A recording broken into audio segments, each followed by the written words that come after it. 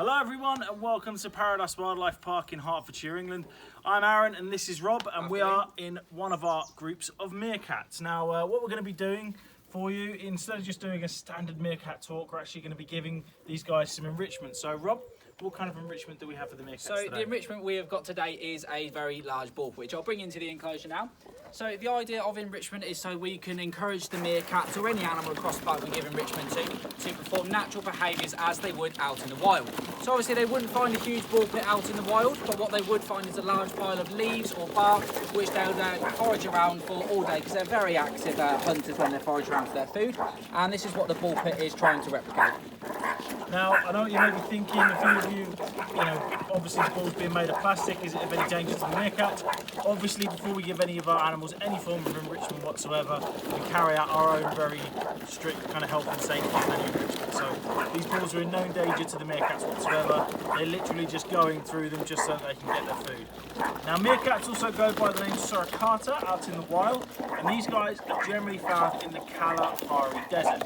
Now, obviously, we're not in the desert, we're here at Paradise, and even though these guys on the ICUN red list come under least concern, meerkats are still incredibly important animals for conservation just because of their popularity.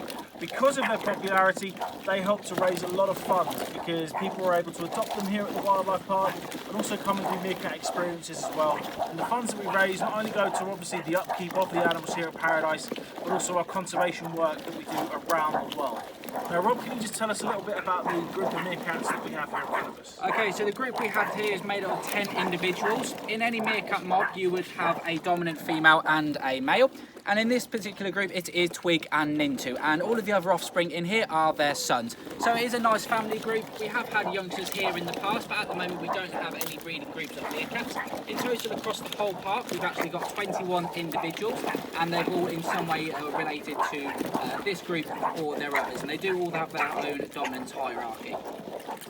Now, you may notice that meerkats have got some rather unique features, which obviously helps them for life in the desert. Rob, I think the one that really stands out in particular is the dark patches around their eyes. What are those for? Okay, so those dark patches around their eyes, just as we do when it is sunny, we put sunglasses to help reflect the sun.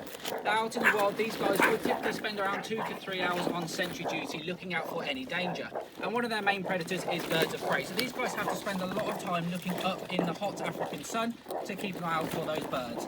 So these little black rings around their eyes are basically inbuilt sunglasses, which will help us reflect the light when they are looking out for danger. And Rob, can you just let anyone watching know what we're actually feeding the meerkats at the moment? So at the moment we are feeding these guys the second half of their vegetable feed. So they've got some tomatoes, courgettes, peppers in there, but we don't just feed them vegetables. Out in the wild, these guys would naturally eat lots and lots of protein and bugs, as well as perhaps things like snakes and scorpions if they're feeling venturous, and also perhaps berries off shrubs or bushes. But here at the zoo, we feed these guys 4 times a day, and we feed them a very varied diet. So in the morning, we give these guys an insectivore pellet, and that really helps boost their protein levels.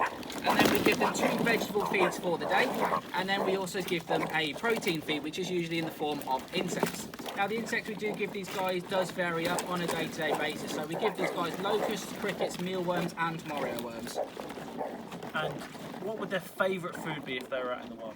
Favourite food out in the wild would probably be either snakes or scorpions or the bugs, whatever these guys can get their hands on. So snakes actually is one of a predator for these guys as well, but they can tell different predators apart to be able to distinguish the course of action to take. So for example, if there's either a snake around, they can actually turn that predator into prey as well. Obviously, people at home might be listening to you saying that they absolutely love to eat scorpions, but then also scorpions are famous for being venomous. So how are they able to eat scorpions despite that? Well, these guys do have a very, very sharp set of teeth, and as you've probably seen them rummage around in the ball pit, they are very, very quick as well. So they are able to dodge scorpion stings, and they also use their really sharp teeth to be able to disable that scorpion sting, so therefore it is safe to eat. And this is something that they actually teach their offspring when their offspring are coming off that age as well. Obviously, one thing that really helps us raise awareness about conservation in general is awareness itself. So if you're watching this video, please be sure to share it to obviously any form of your socials, just because it helps to spread the word about the work that we're doing, and also just spread the word about how awesome meerkats are in general.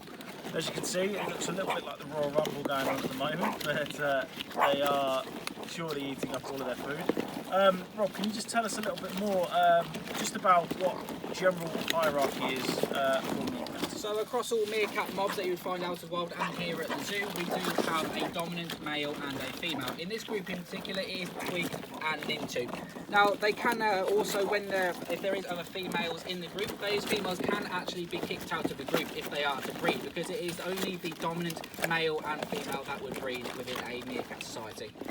And with regards to, obviously, I know we said they're least concerned, but what threats do meerkats face? So there is several threats that meerkats do face. So one, unfortunately, is the pet trade, and I'll give you a few good reasons why these guys wouldn't make good pets. Number one, as we've mentioned, these guys can tackle snakes and scorpions. So they do have very, very sharp teeth, as well as cause for lots of digging around and foraging. They are a very social species as well. You can usually find them in mobs of up to about 40 individuals. So they do like to be of their own kind. And of course, as well, they do absolutely stink as well.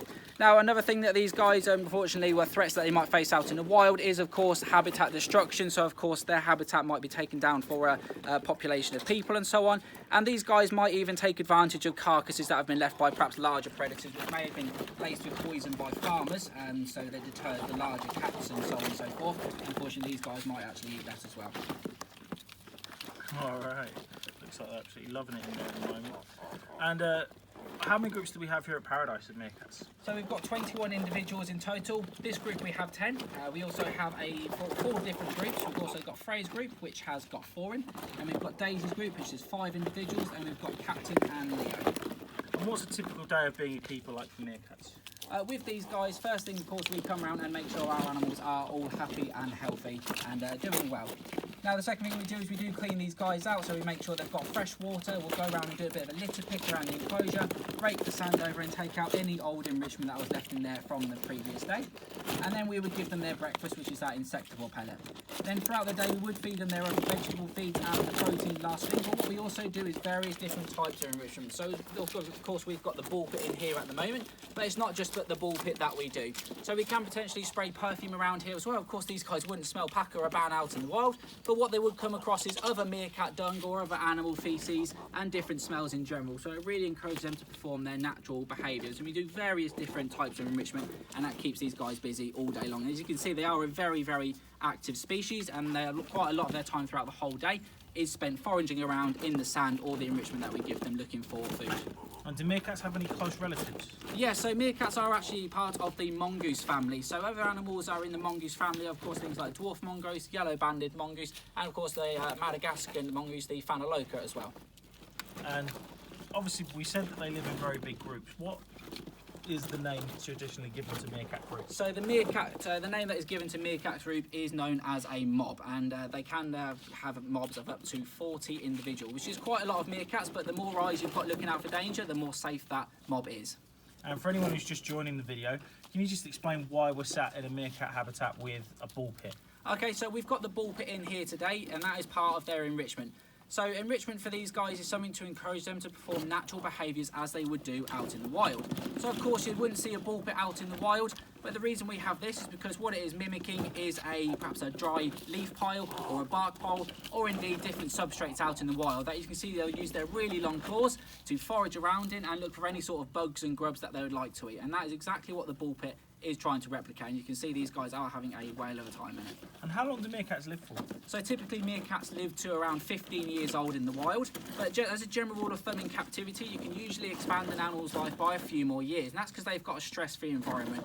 We see these guys every single day, so we can really keep an eye on their behaviours and notice any changes. We also have a local vets that we use as well if anything does go wrong.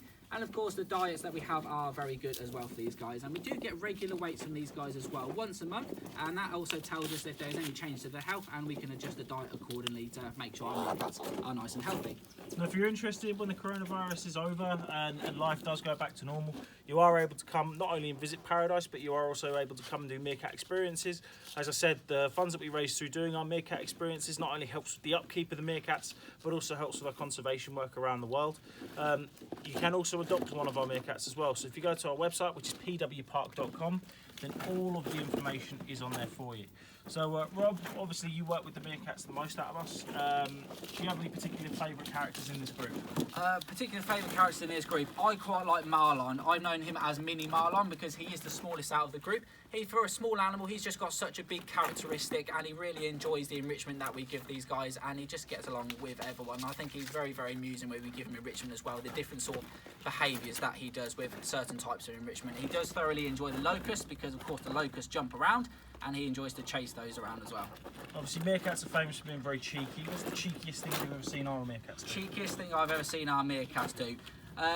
They do quite like to run up and down and chase us around the window as well, and especially when we do go around and clean the windows in the morning, these guys do like to come pretty much as soon as we've wiped off the excess, is to go and basically put all their paws and stuff straight over it, so we need to clean them again. Awesome. Well, it looks like they're just about finishing up here. So obviously, we'd like to say thank you very much for tuning in. Obviously, during this time, this crisis, this pandemic that's taking place, please stay home and stay safe. Obviously, we do look forward to welcoming you back to paradise when all of this is over. In the meantime, obviously, being key workers, we're here taking care of the animals, but obviously the park has lost all form of income, even though it's still costing us thousands of pounds to look after the animals each day. So if anyone out there is willing to, then please visit our website, pwpark.com, or our Just Giving page, and then type in Animal Support Fund, and you know, if you're willing to donate, obviously we'd really, really appreciate it. It obviously all goes towards the animals. But in the meantime, stay home, stay safe, and we look forward to seeing you when all of this is over. Thank you very much. Bye, guys.